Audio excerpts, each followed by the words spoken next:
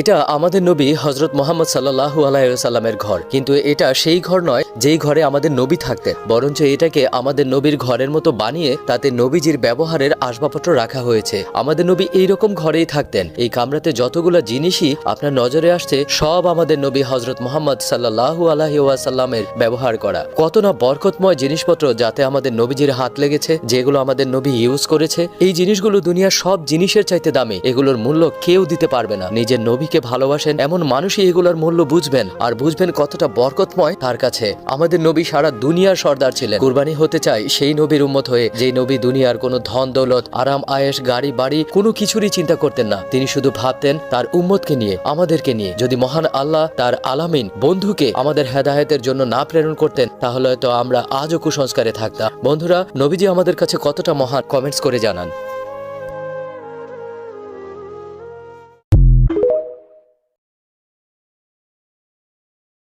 কলিজা চিরে যাই রে, কি করলাম জীবনে নবীর জন্য, কিছুই করতে পারিনি রে।